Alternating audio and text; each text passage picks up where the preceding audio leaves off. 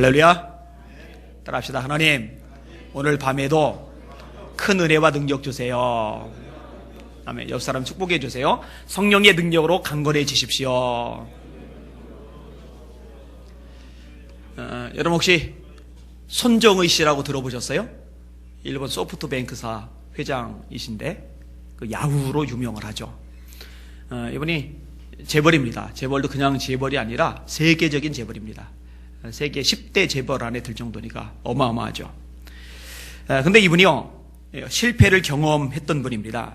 야후를 인수하고 나서 잘 됐으면 좋겠는데 나중에 94%나 주가가 폭락하는 그런 경험을 합니다. 94%가 폭락하면은 망하는 거죠. 거의 끝장났다고 보시면 됩니다. 파산 상태가 됩니다. 직원들을 거의 다 구조조정을 합니다. 사람들이 말합니다. 인터넷 사업에서 거품이 빠졌다.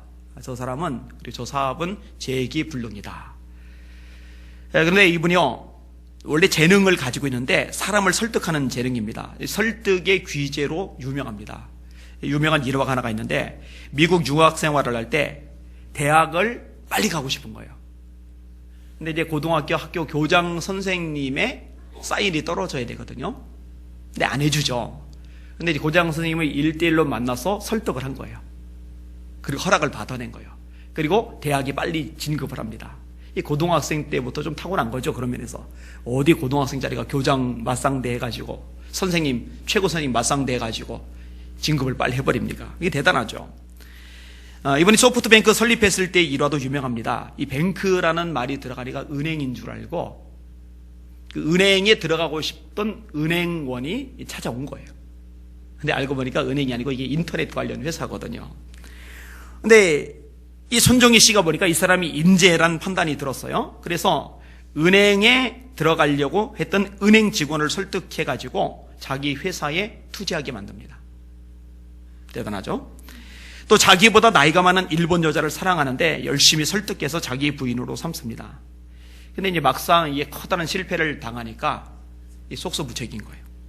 수많은 사람들이 평소에 연락을 자주 했어요. 좋은 일 있을 때 꽃다발을 가져왔어요. 늘 만나보려고 사람이 바글바글 했었는데 이 94% 몰락하면서 주변에 사람들이 끊어지기 시작을 하는 거예요.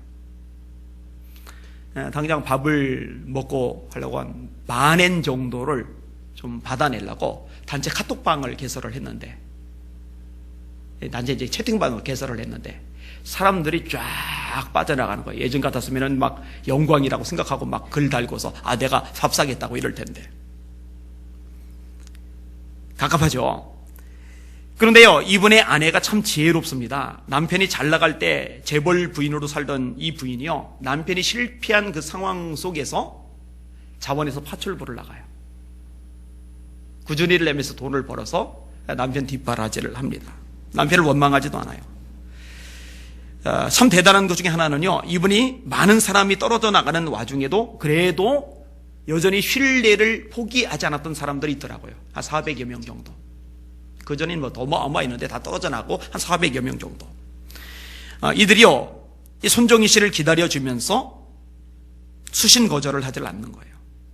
시간이 지났습니다. 이 손정희 씨가 중국 마원의 알리바바에 투자를 했죠. 최근에 이제 마원의 알리바바에 대한 책을 한 권 읽었는데 이거 굉장합니다. 어마어마한 회사가 되어버렸어요.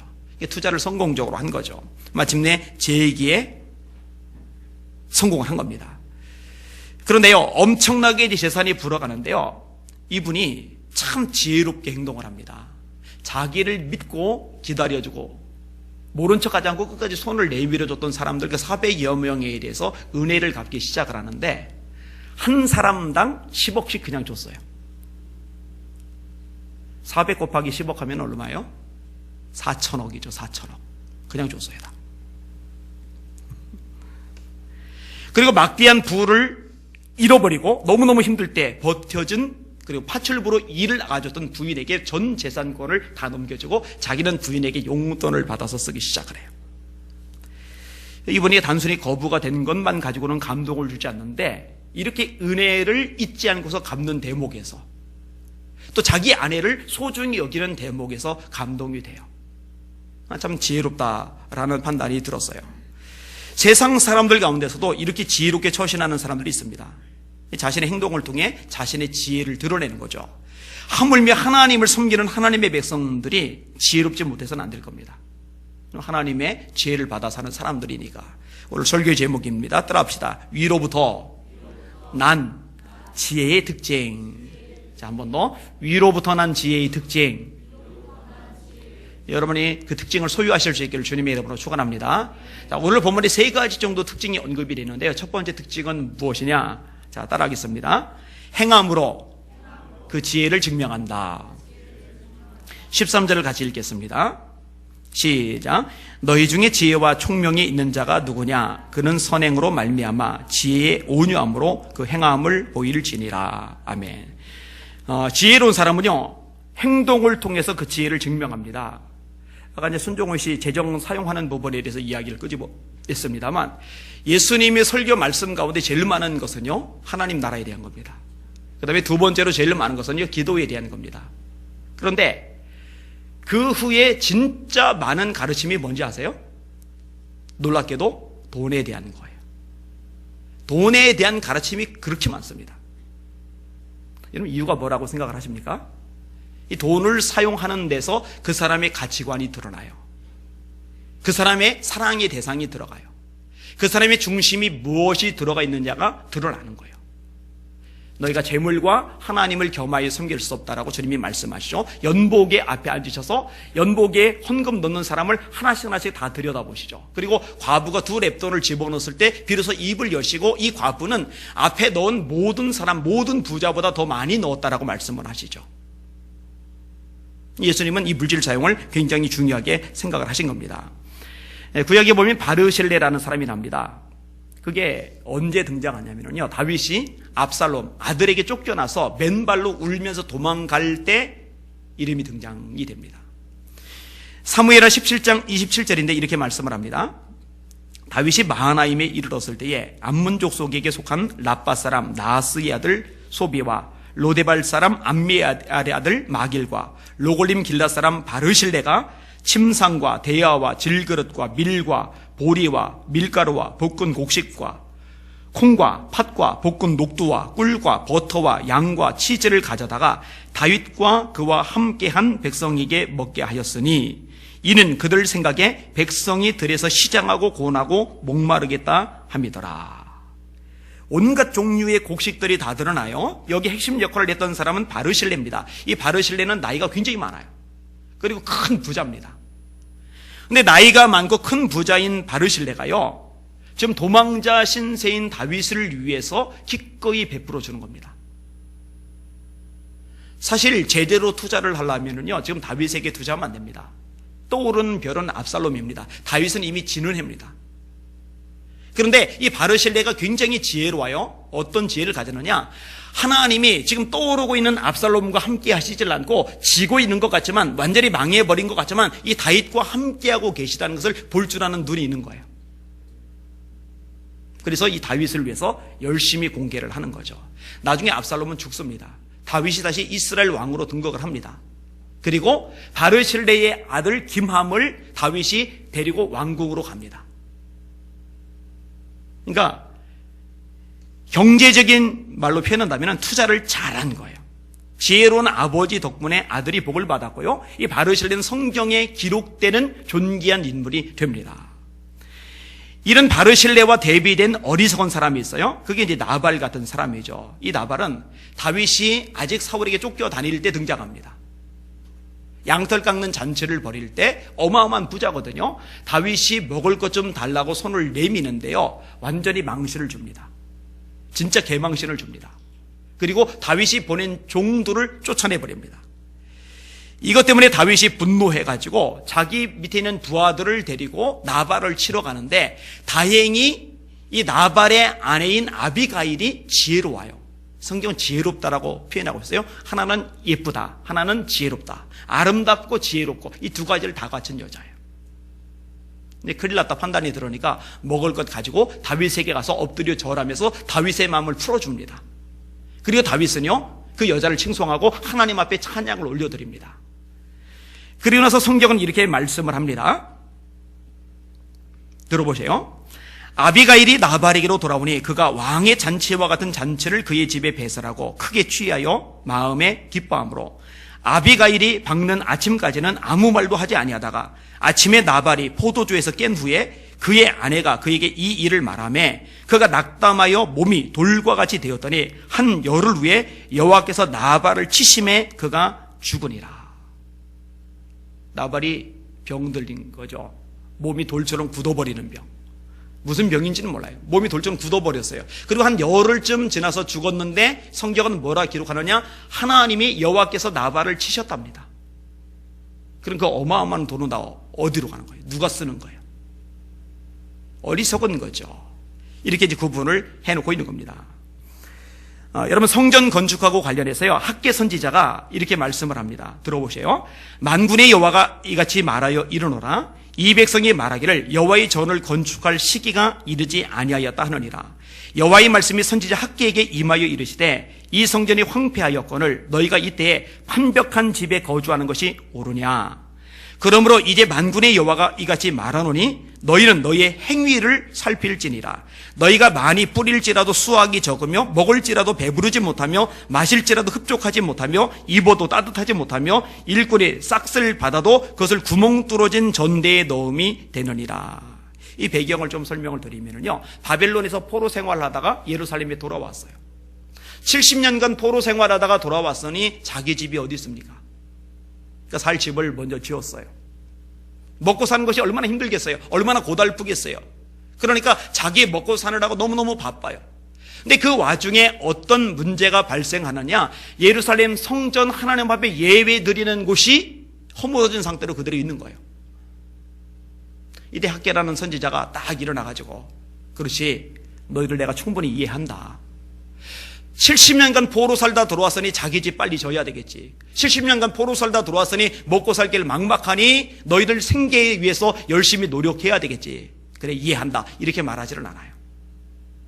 지혜롭지 못하다고 지적을 하는 거예요. 문제가 있다고 지적하는 거예요. 하나님의 성전은 허물어져 있는데 너희들은 어떻게 너희 집에만 빠를 수 있느냐. 그래서 나온 결과가 뭐예요? 많이 뿌려도 수확이 적다는 거예요.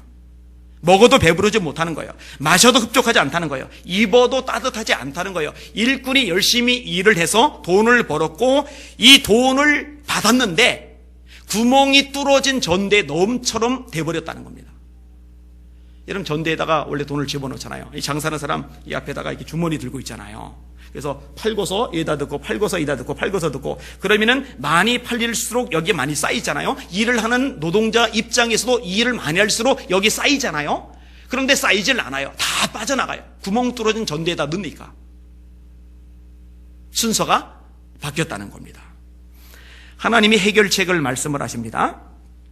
만군의 여호와가 말하노니 너희는 자기의 행위를 살필지니라. 지금 계속 반복되는 용어들이 있어요. 행위라는 겁니다. 지혜는 행위를 통해서 그 지혜의 진가를 드러내거든요. 행위를 살필지니라. 너희는 산에 올라가서 나무를 가져다가 성전을 건축하라. 그리하면 내가 그것으로 말미암아 기뻐하고 또 내 영광을 얻으리라. 여호와가 말하였느니라.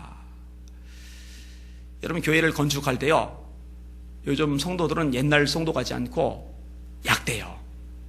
그래서 건축하는 교회에서 쫙 빠져나간답니다. 그리고 건축된 교회에 들어가서 신앙생활을 한답니다. 이유가 뭐냐? 건축할 때 그 교회에 출석을 하고 있으면은 건축헌금을 해야 되는데 그게 부담되는 거예요. 질문: 그것은 어리석은 행위일까요? 아니면 지혜로운 행위일까요? 이거 뭐 대답이 뻔하죠. 여러분, 교회 건축할 때 동참하며 자기 몫을 감당했던 사람들, 그게 복일까요? 손해일까요? 절대로 손해 아닙니다. 또 건축할 때 없더라도 이외에 부채에 함께 동참하는 것은 건축에 동참하는 것과 같습니다. 사실 오늘 말씀을 준비하는데 좀 잘 맞아 떨어지는 부분이다라고 생각을 했어요. 저희 교회가 이제 3월 2일에 원금 상환이 또 돌아왔어요. 1년에 이제 2차례 들어옵니다. 작년에도 참 하나님이 기적적으로 감사하게 1억 2천만 원 정도를 갚아버렸어요. 얼마나 감사한지 모르겠어요. 근데 이제 3월 2일까지 또 이제 한 5천만 원 정도, 이제 점점 이제 이자는 이제 줄어드는 거죠. 근데 이걸 한번 넘어가는 게 이게 보통 일이 아니에요. 하나님의 감독을 받아서 몫을 감당하는 성도들이 나왔으면 좋겠다라는 마음이 있어요. 그것이 이제 다윗의 복이었죠. 이런 생각도 좀 들었어요. 제가 이제 끄집어내지를 못하는데, 여건이 되면은 사실은 요즘 은행에다가 목돈을 넣어놓고 있어도 이자가 밑바닥입니다. 진짜로 밑바닥입니다. 근데 교회에서 빌려서 쓸 경우는 이자가 세요. 이게 막상 은행에 넣은 사람은 수익이 전혀 없다시피 하고, 빌려서 쓰는 사람들은 이 막대예요. 이 목돈이 있는 사람 이것을 교회에다 좀 빌려주고, 대신에 교회에서 은행에서 나가는 것보다 이상으로 주고, 이렇게 해도 참 좋겠다라는 생각이 들어요. 그리고 이게 물질만이 아닙니다. 아까 행함 얘기를 끄집어냈는데 다윗 얘기 다시 할게요. 자, 다윗이 도망을 가요. 이 도망을 가는 상황이 되니까요, 이때 압살롬에게 붙는 사람들이 생깁니다. 근데 이 와중에 이방 사람이면서 군대 통솔자인 이때가 다윗을 따라갑니다. 다윗이 그를 보고 이렇게 말을 합니다. 어찌하여 너도 우리와 함께 가느냐? 너는 쫓겨난 나그네이니 돌아가서 왕과 함께 네 곳에 있으라. 너는 어제 왔고 나는 정처 없이 가니 오늘 어찌 너를 우리와 함께 떠돌아다니게 하리요? 너도 돌아가고 네 동포들도 데려가라. 은혜와 진리가 너와 함께 있기를 원하노라. 이때는 군대의 통솔자이기는 하지만 유대인이 아니에요. 이스라엘 백성이 아니에요. 이방인인데 다윗 밑에 붙어서 용병으로서 월급을 받으면서 일을 해주던 사람입니다. 그럼 다윗이 왕권을 잃어버렸으니까 이제는 압살롬에게 붙어야 돈이 나온단 말이에요. 그래야 처자식도 먹여 살릴 거 아니겠습니까? 그래야 돈도 좀 쌓아놓을 거 아니겠습니까? 근데 이때가 이렇게 대답을 합니다. 여호와의 살아계심과 내 주 왕의 살아계심으로 맹세하옵나니 진실로 내 주 왕께서 어느 곳에 계시든지 사나 죽으나 종도 그곳에 있겠나이다. 살든지 죽든지 저도 다윗 왕 당신과 함께 있겠습니다. 뭘 보고 있어요? 하나님이 다윗과 함께 하시는 것. 행동이 지혜롭죠. 이게 지혜입니다. 자, 두 번째 부분입니다. 따라합시다. 땅에서 난 지혜는 다르다. 자, 14절, 15절, 16절을 같이 읽을게요. 시작. 그러나 너희 마음속에 독한 시기와 다툼이 있으면 자랑하지 말라. 진리를 거슬러 거짓말하지 말라. 이러한 지혜는 위로부터 내려온 것이 아니요 땅 위의 것이요 정욕의 것이요 귀신의 것이니 시기와 다툼이 있는 곳에는 혼란과 모든 악한 일이 있습니다. 땅에서 난 지혜의 특징을 드러내는데 첫 번째 어떤 특징이냐면 독한 시기가 있답니다. 독한 시기. 여러분, 시기는요 서로를 망하게 합니다. 가인이 예배를 드렸어요. 아벨이 예배를 드렸어요. 하나님이 가인과 그 예배는 안 받으십니다. 아벨과 그 예배는 받으십니다. 그러면 자기를 돌아보면 좋잖아요. 그런데 가인이 자기를 돌아보는 것을 보이는 것이 아니라 자기보다 예배를 하나님 앞에 더 잘 드린 아벨을 시기해서 어떻게 해요? 아벨을 죽입니다. 그리고 나서 어떻게 됩니까? 쫓겨나죠. 유리하는 자가 됩니다. 이게 시기의 특징입니다. 자기도 망하게 만들고 상대방도 해하는 것. 여러분, 사울이 다윗을 죽인 이유가 뭐였죠? 죽이려고 한 이유가 뭐였죠? 쫓아다닌 이유가 뭐였죠? 제거하려고 한 이유가 뭐였죠? 시기죠. 다윗이 골리앗을 쳐 죽였을 때 여자들이 노래 부르는 그 노래 가사에 열이 받은 겁니다. 사울의 죽인 자는 천천히요 다윗의 죽인 자는 만만이로다. 비록 다윗이 칭송을 받는다 하더라도 자기 신하거든요. 자기가 부리면 되거든요. 그런데 내가 왕이니까 내가 더 대접받아야지, 이런 생각이 있는데 이 생각이 어긋난 거예요. 시기심 때문에 다윗을 죽이려고 창을 집어 던진 거예요. 여러분, 대제사장들이 그리고 바리새인들이 그리고 서기관들이 예수님을 잡아 죽이기로 결의를 합니다. 여기 헤롯 땅도 함께 참여를 합니다. 이유가 뭐였죠? 여러 가지 얘기가 나옵니다만 딱 하나예요. 시기 때문입니다. 이 시기가 문제입니다. 여러분, 저와 여러분도 한번 점검해 보실 필요가 있습니다. 시기가 있지는 않은지. 이 시기 참 무서운 겁니다. 쉽게 다뤄서는 안 됩니다. 여러분들 시기하지 마시기를 주님의 이름으로 축원합니다. 시기가 있는 사람의 특징이 있는데요, 이 시기가 있는 사람은요 못마땅한 사람이 많습니다. 마음에 안 드는 거죠. 여러분이 어떤지 생각해 보세요. 가인이 아벨을 못마땅하게 여깁니다. 사울이 다윗을 못마땅하게 여깁니다. 제사장들이, 서기관들이, 바리새인들이 예수님을 못마땅하게 여깁니다. 시기가 작동을 하면은요 일단 다 못마땅해져요. 이거는 모두의 공통점입니다. 이거는 지혜롭지 못한 거예요. 땅에서 난 지혜일 수는 있죠. 그 다음에 땅에서 난 지혜의 두 번째 특징은요, 다툼입니다. 오늘 본문에 다툼이 있으면 이라고 되죠. 여러분, 다투는 것은요, 하나님을 슬프게 만듭니다. 저도 이제 2명의 아이를 키웁니다만 애들끼리 싸울 때가 있잖아요. 그 마음 참 안 좋아요. 불편해요. 여기는 여러분들도 부모 있잖아요. 여러분의 자녀들이 지지고 볶고 싸우면은요, 참 그 가슴 아픈 일이 될 겁니다. 그런데 이 동일한 마음을 하늘에 계신 우리 하나님 아버지도 가지고 계세요. 하나님의 백성들인 저와 여러분들이 다투지 않기를 원하시는 거죠. 이 시기와 분쟁은요, 영적 어린아이 특징이기도 합니다. 고린도전서 3장 1절인데 들어보세요. 형제들아, 내가 신령한 자들을 대함과 같이 할 수 없어서. 여기서 신령한 사람은 영적으로 어른입니다. 신령한 사람, 영적으로 성숙한 사람을 대하듯이 너희를 대할 수 없다. 그래서 육신에 속한 자, 곧 그리스도 안에서 어린 아이들을 대함과 같이 하노라. 내가 너희를 저주로 먹이고 밥으로 아니하였노니 이는 너희가 감당치 못하였음이거니와 지금도 못하리라.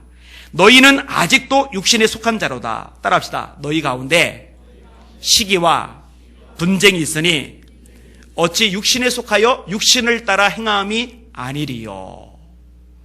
신령한 자가 아니고 어린아이입니다. 단단한 식물을 못 먹고 젖이나 먹어야 됩니다. 그 특징이 뭐냐? 시기와 분쟁, 시기와 다툼이란 겁니다. 여러분, 어른들은요, 갓난아기하고 안 싸웁니다. 만약 어른들이 갓난아기하고 싸우면은요, 그 어른 바보 취급을 당합니다. 근데 애기들끼리는 서로 막 싸워요. 잘 들으세요. 이 다투고 있어요, 지금. 이 아기는요, 사실은 둘 다 갓난아기인 거예요. 한쪽만 어른이고 한쪽만 어린 아이여도 그렇게 안 싸웁니다. 할렐루야. 영적으로 성숙하실 수 있기를 주님의 이름으로 축원합니다. 어떤 사람 머리가 좋아요. 자기 사람 잘 만들어내요. 그래서 이 사람 저 사람 다 끌어들여서 자기 편이 되게 합니다.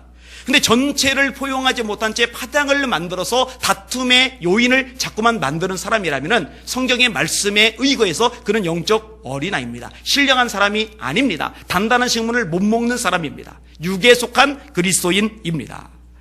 이 땅의 지혜의 결과는 뭐냐? 시기와 다툼이 있는 곳에는 혼란과 모든 악한 일이 있습니다. 혼란이에요, 혼란.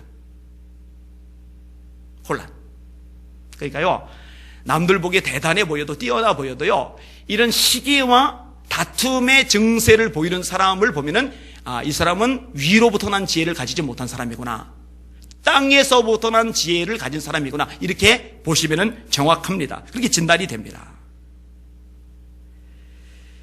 그리고 이것을 얼마나 냉혹하게 묘사를 하냐면요, 그 지혜를 따라합시다. 정욕의 것이요, 귀신의 것이라. 정욕의 것이래, 정욕이요. 그러니까 욕심의 근거라는 거죠. 그 다음에 귀신에게 휘둘리려는 거죠. 아까 한 장로님하고 통화를 했어요. 이게요, 어떤 데는 장로님들이 참 문제고요, 어떤 데는 목사님들이 참 문제예요. 사실은 교회는요, 목사님하고 장로님들 관계만 좋고 하나님 말씀 위주만 되면은요, 사실은 아무 문제 없어요. 왜냐하면 거의 모든 권한이 당뇨에게 집중되어 있는 것이 교단 헌법 구조이기 때문에 그래요. 근데 거기는 목사님이 아프다고 입원을 몇 개월 했어요. 그리고 퇴원을 했어요. 그런데 교회 복귀를 안 해요. 그런데 사임도 안 해요. 그리고 서울에 있는 교회, 비슷한 사이즈의 교회하고 맞바꿀 생각만 지금 하고 있어요. 제가 그 얘기 듣고 장로님 보고 그랬어요. 그분은 목사 아니네요. 그분은 하나님의 종 아니네요. 여러분, 정말 하나님의 종이라면요, 하나님의 교회가 망가지고 어렵게 되느니 차라리 자기가 다 뒤집어 쓰고 말 겁니다. 전 그게 옳다고 생각을 해요. 머리는 잘 돌아가는지 몰라요. 근데 그거 정욕적인 것이에요. 그 귀신의 것이에요. 오늘 본문에도 말씀하고 있어요. 시기와 다툼을 일으키는 것. 이거는 해서는 안 될 모습입니다. 자, 세 번째 부분입니다. 따라합시다. 인격적인 열매가 가득 맺힌다. 이게 이제 위에서 나온 지혜의 특징입니다. 인격적인 열매가 가득 맺힙니다. 자, 17절, 18절 말씀을 같이 읽겠습니다. 시작. 오직 위로부터 난 지혜는 첫째 성결하고 다음에 화평하고 관용하고 양순하며 긍휼과 선한 열매가 가득하고 편관과 거짓이 없나니 화평하게 하는 자들은 화평으로 심어 의의 열매를 거두느니라. 자, 첫 번째 인격적인 특성은 성결입니다. 이걸 우리말로 풀면은 거룩이죠. 여러분, 하나님은 거룩하신 분이십니다. 이사야 6장에 그룹들이 거룩하다 거룩하다 거룩하다 만군의 여호와여 그 영광이 온 땅에 충만하도다.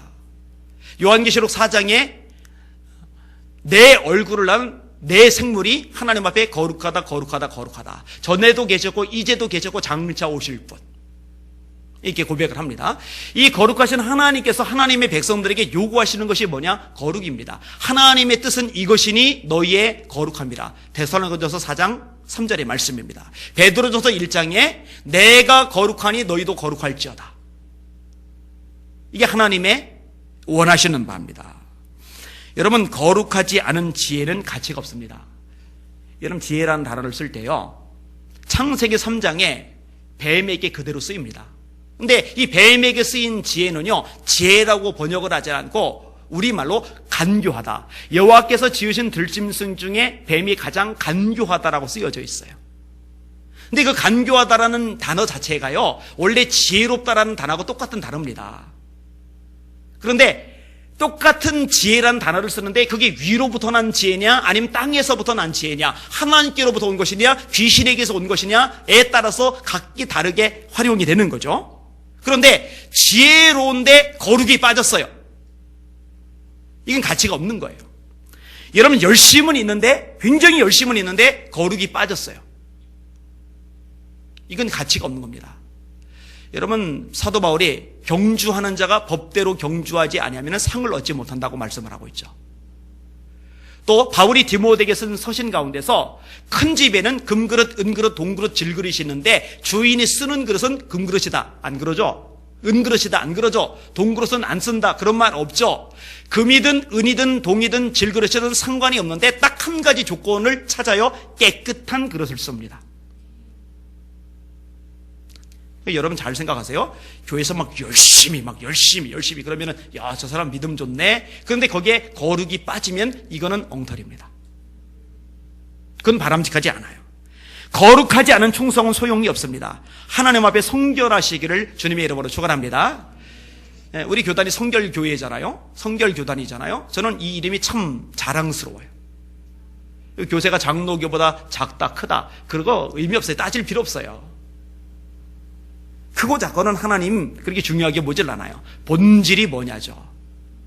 성결한 여러분들 되시기를 주님의 이름으로 축원합니다. 위로부터 난 지혜는 첫 번째 특징이 성결입니다. 그 다음에 두 번째 특징이 뭐냐면 화평이에요. 화평. 여러분, 아까 땅에서 난 지혜의 특징이 뭐였어요? 시기와 다툼이었죠. 그러면 시기와 다툼이 땅에서 난 지혜에서 파생하는 결과라면 위에서 난 지혜는 이와 반대죠. 시기와 다툼과 반대되는 개념이 뭐겠어요? 그게 화평입니다. 여러분, 히브리서 이렇게 말씀합니다. 모든 사람으로 더불어 화평함과 거룩함을 따르라. 이것이 없이는 아무도 주를 보지 못하리라. 예수님 재림하실 때 여기 있는 사람들 한 사람도 빠짐없이 주를 보실 수 있기를 주님의 이름으로 축원합니다. 그런데 뭐라 말씀하느냐? 모든 사람으로 더불어 화평함과 거룩함을 따르라. 이것이 없이는 아무도 주를 보지 못하리라. 조금 전에 말한 거룩 그리고 지금 말한 화평, 이 두 가지 단어가 히브리서 12장에 같이 들어가 있어요. 여러분, 사람들 속에서 거룩하세요. 사람들 속에서 화평을 이루어가시기를 주님의 이름으로 축원합니다. 여러분, 팔복 중에 주님이 뭘 말씀하세요? 화평케 하는 자는 복이 있나니 저희가 하나님의 아들이라 일컬음을 받을 것이며. 여러분, 세상 사람들이 우리를 보고서 너희들 정말 하나님의 아들들 맞구나 이렇게 말할 수 있게 만드는 게 뭐냐? 그게 화평입니다. 그러니까요, 교회가 쪼각나서 지지고 볶고 싸우면은요, 그거는 이제 하나님의 이름이고 하나님의 영광이고 하나님의 나라고 뭐고요, 다 말짱 물 건너간 거예요. 그 주님이 심판하십니다. 어리석고 미련한 모습인 거죠.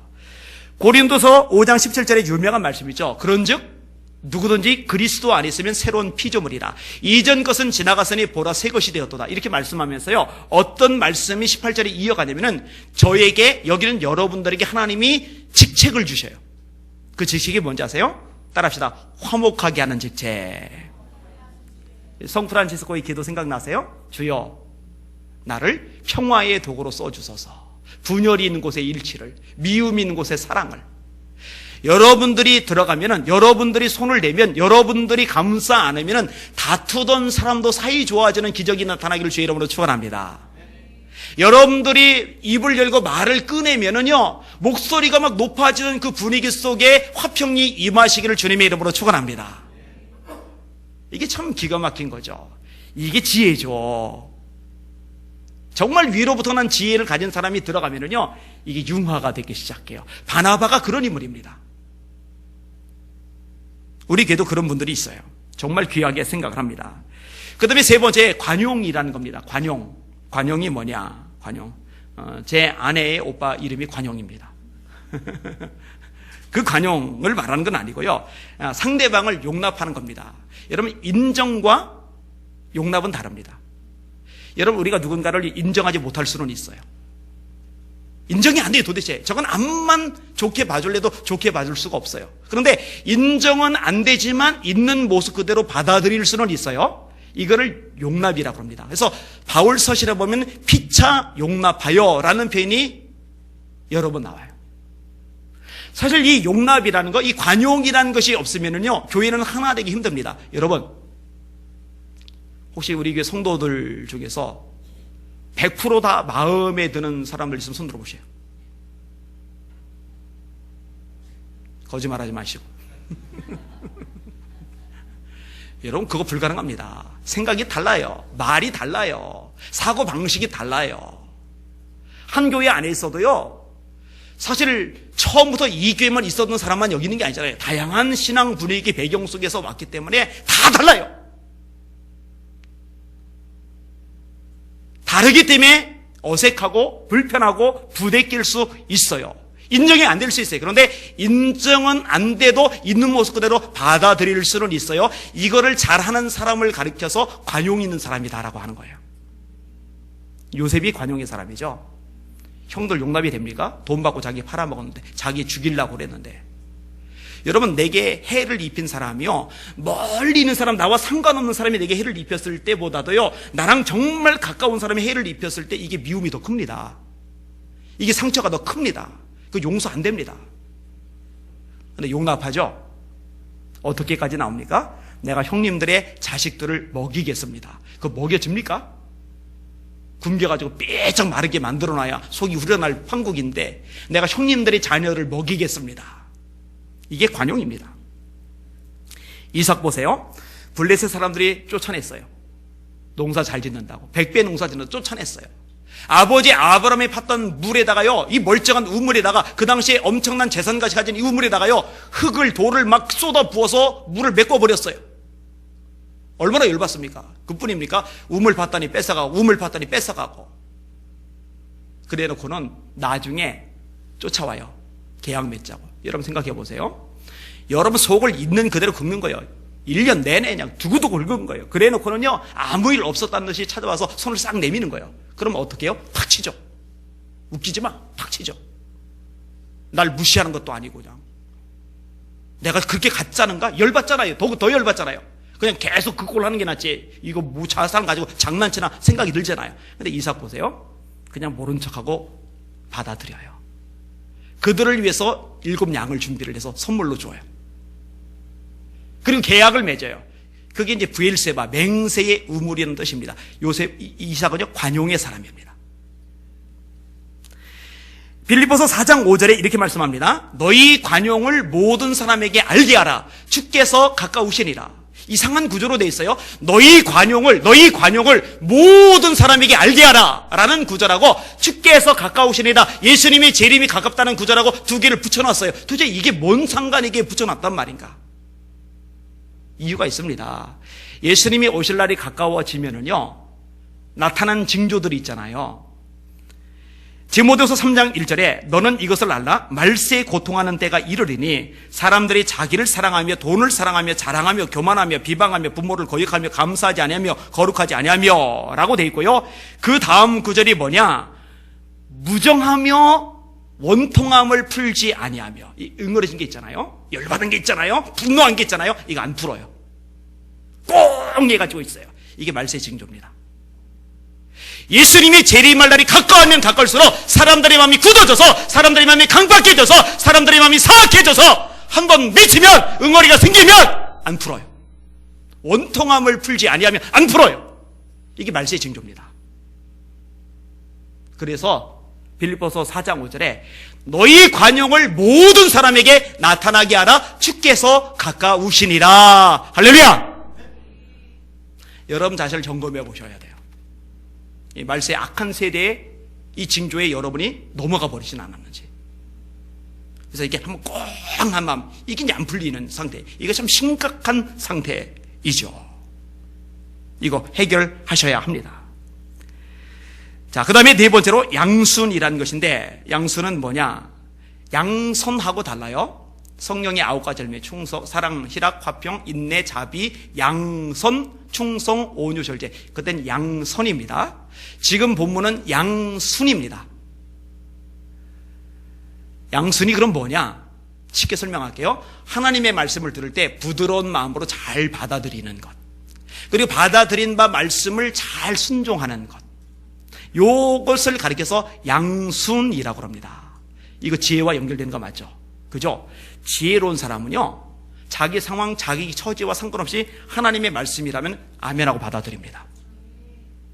여러분, 여호수아 갈렙 지혜로운 사람이에요. 믿음의 사람이지만 동시에 지혜로운 사람입니다. 그런데 이 믿음과 지혜가 세트로 같이 가는 거 아세요? 사도행전 6장에 보면은요, 7명의 집사님들에게 성령 충만이 임하는데, 성령 충만한 집사님들에게 2가지 충만이 같이 왔다고 그랬죠. 하나가 지혜 충만, 하나가 믿음 충만입니다. 이해되시죠? 여호수아 갈렙도 마찬가지입니다. 믿음이 충만해요. 그런데 믿음이 충만한 여호수아 갈렙은 지혜도 충만한 겁니다. 왜냐? 지금 상황상 이 가나안 땅 이기는 거 불가능해요. 싸우는 거 불가능해요. 이 거대한 성들 무너뜨리는 거 불가능해요. 불가능하지만 하나님이 된다 하셨으니 된다고 받아들이는 게 지혜 아닙니까? 무너뜨릴 수 없지만 하나님이 무너뜨려 준다고 했으니 무너뜨릴 수 있다고 받아들이는 게 지혜 아닙니까? 할렐루야. 세상이 악해도 험해도 문제가 많아도 장벽이 많아도 수많은 난관들이 우리 앞에 닥치고 있어도 하나님이 함께 하시면, 능력 주시면, 역사하시면 뚫고 나갈 수 있고 승리할 수 있고 축복의 주인공이 될 수 있다라고 믿어지는 것, 그게 지혜로운 마음 아니겠습니까? 하나님의 말씀을 받아들일 수 있기를 주님의 이름으로 축원합니다. 그대로 움직이며 행동하는 여러분들 되시기를 주님의 이름으로 축원합니다. 이게 양순입니다. 강팍하고 대비되는 거예요. 목이 곧은 백성이란 말하고 대비되는 표현입니다. 양순. 그 다음에 5번째, 요거까지만 설명을 할게요. 긍휼과 선한 열매가 가득하다. 불쌍히 여기는 마음이죠. 여러분, 예수님에게 하나님의 영이 임하잖아요. 근데 성령께서 임하시는데 이 이사야가 예언을 하면서 지혜의 영이라는 말을 써요. 지혜의 영. 예수님에게 지혜의 영이 임하는 거예요. 아까 말씀드렸잖아요. 성령 충만하면 믿음 충만, 지혜 충만. 성령 충만한데 믿음이 없다. 이거 불가능합니다. 성령 충만한데 영 지혜 없는 행동만 골라서, 지혜 없는 말만 골라서 한다. 이거 불가능합니다. 성령 충만하면 이전에 어리석던 사람도 지혜로워집니다. 성령 충만하면 이전에 믿음 없던 사람도 믿음을 가지게 됩니다. 이게 특징이거든요. 자, 예수님에게 지혜의 영이 임하셔요. 이런 예수님이 무리를 대하실 때의 반응은 불쌍히 여기는 겁니다. 예수께서 무리를 보시고 불쌍히 여기시니 이는 목자 없는 양과 같이 유리하며 고생함을 보셨습니다. 여러분, 예수님이 선한 사마리아 사람 비유를 말씀하시잖아요. 강도 만났어요. 거반 죽어요. 좀 있으면 그냥 놔두면 죽을 사람이에요. 근데 제사장이 보고 지나가요. 못 본 게 아니에요. 보고 지나가요. 단어가 있어요, 분명히. 레위 사람들이 보고 지나가요. 근데 선한 사마리아 사람은 이방인, 개 취급당하는 별볼이 없는 신분의 그런 혈통의 사람이지만 이 사람을 보고서 이전에 제사장에게, 이전에 레위 사람에게 없던 한 가지 마음을 품어요. 그게 뭐냐? 불쌍히 여겨. 불쌍히 여겨. 불쌍히 여겨. 그러니까 다가가는 거죠.